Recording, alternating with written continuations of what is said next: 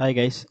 இந்த வீடியோவில் வந்து நம்ம இன்ஃப்ளேஷன்னா என்ன, அந்த இன்ஃப்ளேஷன் வந்து எப்படி உருவாகுது அப்படிங்கிறத பார்க்க போகிறோம். ஸோ இன்ஃப்ளேஷன்னா என்ன அப்படிங்கிறத வந்து ஆல்ரெடி நான் இன்னொரு வீடியோலேயே எக்ஸ்பிளைன் பண்ணிட்டேன். அந்த வீடியோவுடைய லிங்க் வந்து நான் இந்த வீடியோவோட டிஸ்கிரிப்ஷனில் கொடுக்குறேன், நீங்கள் செக் பண்ணி பாருங்கள். ஸோ வாட் இஸ் இன்ஃப்ளேஷனுங்கிறத சிம்பிளாக சொன்னோம்னா, நம்ம வந்து பணத்துடைய பர்ச்சேசிங் பவர் குறையிறதா வந்து இன்ஃப்ளேஷன்.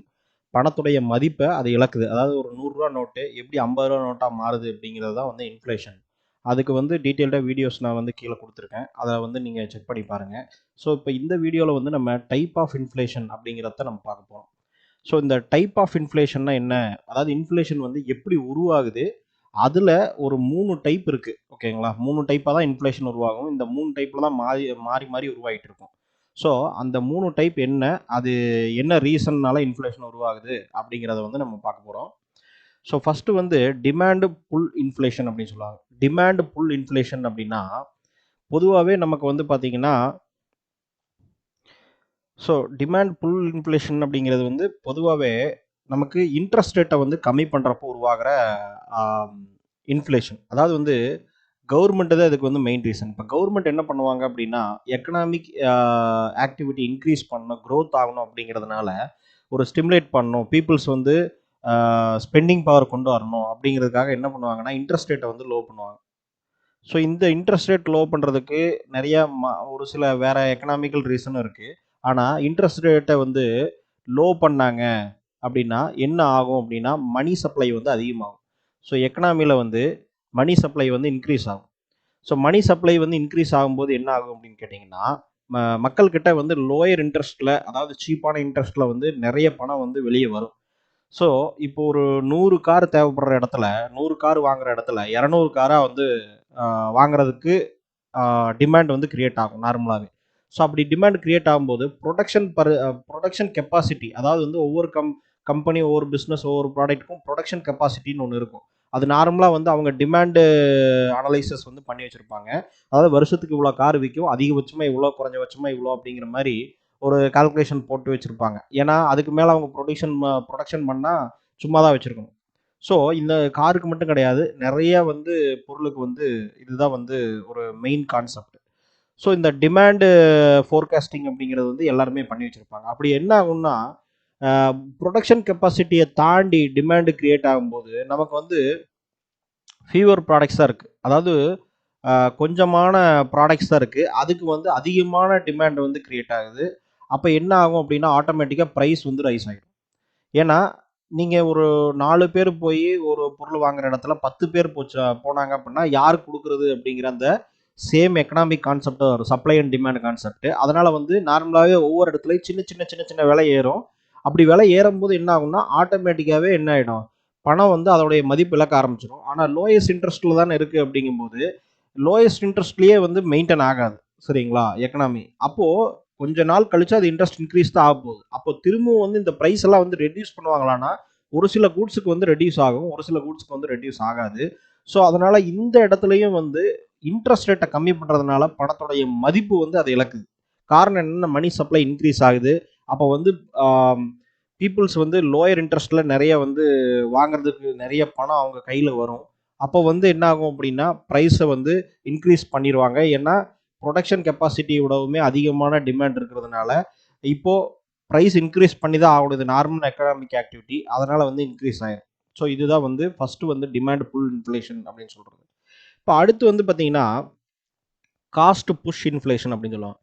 காஸ்ட் புஷ் இன்ஃப்ளேஷன் அப்படின்னா என்ன அப்படின்னா, ஸோ இதில் வந்து இன்ட்ரெஸ்ட் ரேட்டு வந்து நம்ம கணக்கெடுத்துக்க மாட்டோம். இந்த இன்ட்ரெஸ்ட் ரேட்னால இந்த இன்ஃப்ளேஷன் கிரியேட் ஆகிறதில்ல. பொதுவாகவே இன்ஃப்ளேஷனுங்கிறது ப்ரைஸ் ரைஸ் ஆகிறதுனால பணம் அதோடைய மதிப்பு இழக்கிறது தான் வந்து இன்ஃப்ளேஷனுங்கிறது ஜென்ரலாக. அப்போ ப்ரைஸ் எப்படியெல்லாம் இன்க்ரீஸ் ஆகுது அப்படிங்கிறதான் இதில் வந்து நம்ம பார்க்குறோம். இப்போ காஸ்ட் புஷ் இன்ஃப்ளேஷன் அப்படின்னா, ரா மெட்டீரியலோட ப்ரைஸே வந்து இன்க்ரீஸ் ஆயிரும். இப்போ எக்ஸாம்பிள், ஆயில் வந்து இன்க்ரீஸ் ஆச்சு அப்படின்னா டிரான்ஸ்போர்ட்டேஷன் காஸ்ட் இன்க்ரீஸ் ஆகும்.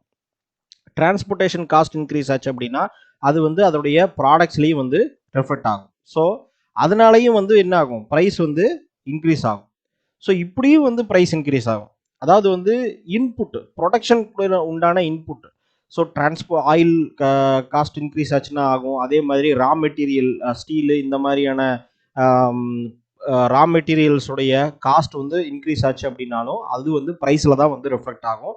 ஏன்னா அவங்க வந்து 100 ரூபாய்க்கு வாங்குற பொருளை 200 கொடுத்து வாங்கினாங்க அப்படின்னா அதை வச்சு தயாரிக்கிற பொருளையும் கண்டிப்பாக விலை ஏற்றி தான் ஆகணும், இல்லைன்னா அவங்க சர்வைவ் ஆக முடியாது. ஸோ இப்படி பொதுவாக எல்லா பொருளுடைய இன்புட் பொருள், அதாவது வந்து மேனுஃபேக்சரிங் பண்ணுறதுக்கு தேவையான ரா மெட்டீரியல்ஸ் இன்புட் பொருள் எல்லாம் வந்து இன்க்ரீஸ் ஆகிறதுனால, ப்ரைஸ் இன்க்ரீஸ் ஆகிறதுனால உங்களுக்கு திரும்பவும் வந்து பணம் வந்து மதிப்பு இழக்குது, திரும்பவும் வந்து ப்ரைஸ் அதிகமாகுது. இந்த ரீசன் வந்து வருது. இப்போ ஏன் வந்து இந்த மாதிரியான ரா மெட்டீரியல் ப்ரைஸ் இன்க்ரீஸ் ஆகுதுன்னா, இதுக்கு வந்து நிறைய ரீசன் இருக்கு. ஓகேங்களா? பொலிட்டிக்கல் ரீசன் இருக்கலாம். ஏன்னா ஜியோ பாலிட்டிக்ஸில் பார்த்தீங்கன்னா, இப்போ நமக்கு ரஷ்யாவும் சவுதி கண்ட்ரிஸ் எல்லாமே சேர்ந்து என்ன பண்ணியிருக்காங்க, ப்ரொடக்ஷன் கட் பண்ணியிருக்காங்க. ஆயிலுடைய ப்ரொடக்ஷன் கட் பண்ணாச்சுன்னா ஆட்டோமேட்டிக்காகவே என்ன ஆயிரும் அப்படின்னா ப்ரைஸ் வந்து இன்க்ரீஸ் ஆயிரும்.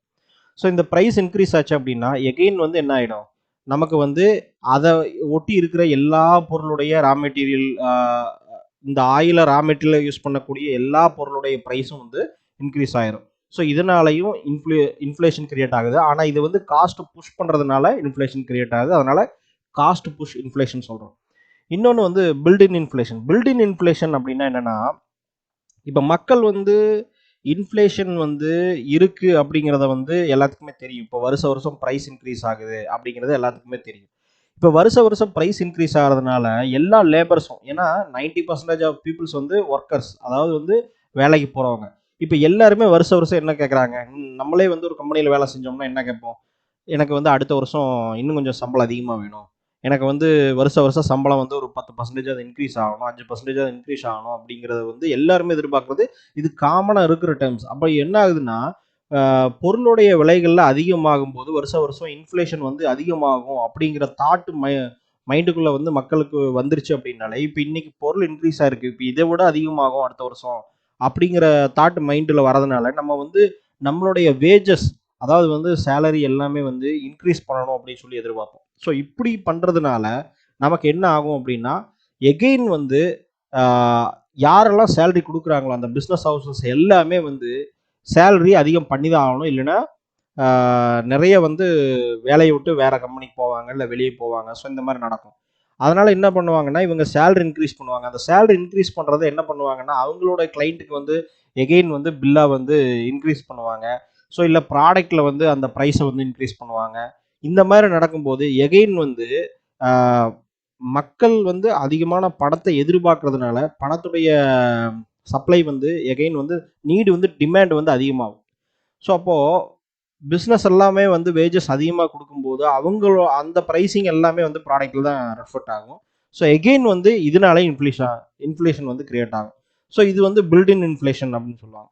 ஸோ இந்த 3 டைப்பில் தான் பார்த்தீங்கன்னா இன்ஃப்ளேஷன் அப்படிங்கிறது வந்து கிரியேட் ஆகுது. இப்போது இன்ஃப்ளேஷன் அப்படிங்கிறது வந்து எப்படி மெஷர் பண்ணுறாங்க அப்படின்னு பார்த்தீங்கன்னா, ஃபஸ்ட்டு வந்து சிபிஐ அப்படின்னு சொல்லி சொல்லுவாங்க. அதாவது கன்சியூமர் ப்ரைஸ் இண்டெக்ஸ் வந்து ஏறி இருக்கு, இறங்கியிருக்கு, போன வருஷத்தோட இவ்வளோ பர்சன்டேஜ் இன்க்ரீஸ் ஆயிருக்கு அப்படின்லாம் சொல்லுவாங்க. இந்த கன்சியூமர் ப்ரைஸ் இண்டெக்ஸ் அப்படின்னா என்ன அப்படின்னா, பொதுவாகவே வந்து பார்த்தீங்கன்னா கன்சியூமர் ப்ரைஸ் இண்டெக்ஸ் அப்படிங்கிறது வந்து எப்படி ஒரு கண்ட்ரிஸ் மெஷர் பண்ணுவாங்கன்னா, ஒரு மனுஷனுக்கு அத்தியாவசியமான தேவைகளுக்கு உண்டான பொருட்கள்லாம் ஃபஸ்ட் எடுத்துக்குவாங்க. எக்ஸாம்பிள் வந்து ஒருத்தர் வந்து பைக்கில் போகணும், வண்டியில் போகணும் அப்படின்னா பேசிக்காக வந்து அதனுடைய காஸ்ட்டு, டிரான்ஸ்போர்ட்டேஷன் காஸ்ட்டு, அதாவது வந்து பொருளை வந்து ட்ரான்ஸ்ஃபர் பண்ணக்கூடிய அந்த லாரி, பஸ் இந்த மாதிரியான நார்மல் வந்து ஒரு மனுஷனுக்கு தேவையான அன்றாட வாழ்க்கைக்கு தேவையான எல்லா விதமான சர்வீஸ் இருப்பாங்க, மெடிக்கல் சர்வீசஸ் எல்லாமே எடுத்து, இப்போ பேசிக் ப்ராடக்ட்ஸ் அதாவது அரிசி, பருப்பு இந்த மாதிரி எல்லாமே எடுத்து கன்சியூமர் அந்த ப்ரைஸ் எல்லாமே ஒரு பேஸ்கெட்டில் போட்டு அந்த பேஸ்கெட்டை வந்து மெஷர் பண்ணுவாங்க.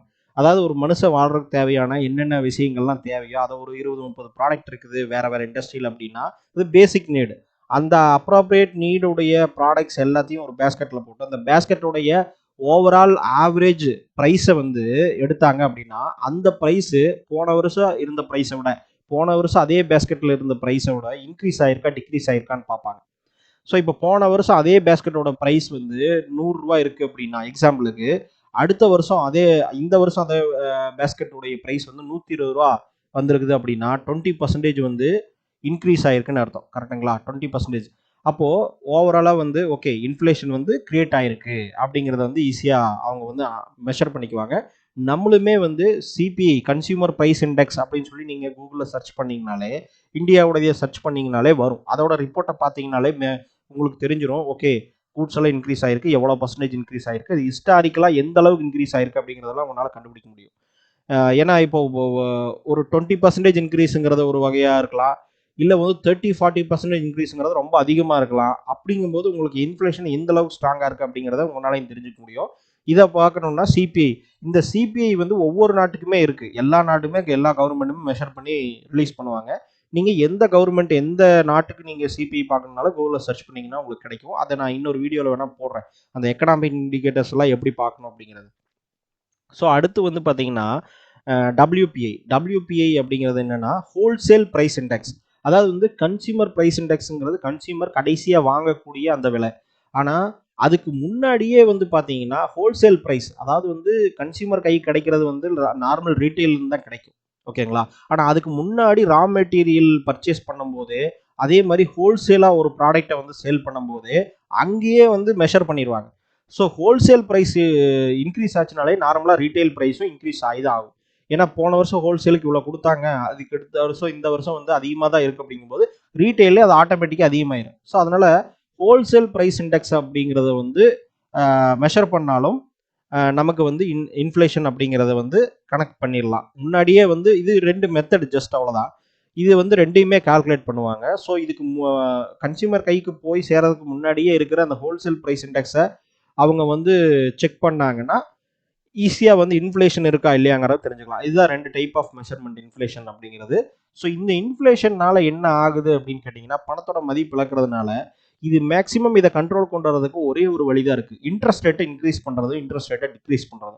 அதாவது இன்ஃப்ளேஷன் அதிகமாயிருச்சு அப்படின்னா நமக்கு வந்து பொருளுடைய விலைகள்லாம் உயர்ந்துருச்சு அப்படின்னு அர்த்தம். அப்போது அது பணத்தோட மதிப்பு அதுக்கு ஈக்குவலாக இன்க்ரீஸ் பண்ணும். அப்போ வந்து இன்ட்ரெஸ்ட் ரேட்டை வந்து இன்க்ரீஸ் பண்ணித்தாகணும், வேறு வழியே இல்லை அப்படிங்கிற இதுக்கு வந்துடுவாங்க. ஏன்னா அப்போ தான் வந்து பணத்துடைய மதிப்பு அது இழக்காமல் இருக்கும். ஏன்னா அது பெரிய பிரச்சனைகள் கொண்டு போய் விடும். ஏன்னா ஒரு நாட்டுடைய கரன்சியோட மதிப்பு வந்து கம்மியாகுது அப்படின்னா அதுவும் பெரிய பிரச்சனைகள் கொண்டு போய் விடும். அதை வந்து நம்ம இன்னொரு வீடியோவில் பார்ப்போம். அப்போ வந்து இந்த மாதிரி வந்து தொடர்ந்து வந்து இன்ஃப்ளேஷன் வந்து நடந்துகிட்டே இருந்துச்சுன்னா இன்ட்ரெஸ்ட் ரேட்டை கம்மி பண்ணுறது அதிகம் பண்ணுறது மாற்றி மாற்றி பண்ணிகிட்டே இருப்பாங்க. அதனால என்ன ஆகுதுன்னா இந்த இன்ட்ரெஸ்ட் ரேட்டை கம்மி பண்ணுறது அதிகம் பண்ணும்போது ஆட்டோமேட்டிக்காகவே ஸ்டாக் மார்க்கெட்டும் அஃபெக்ட் ஆகும்.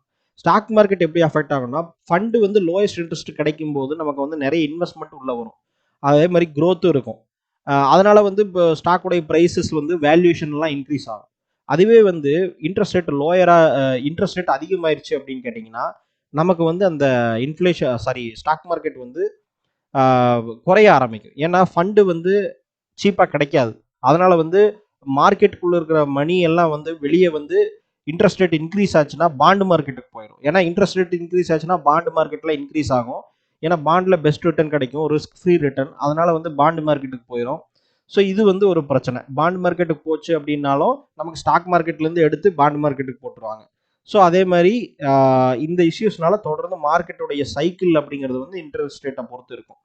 ஸோ இதுதான் வந்து இன்ஃப்ளேஷனில் நீங்கள் புரிஞ்சிக்க வேண்டிய விஷயம்.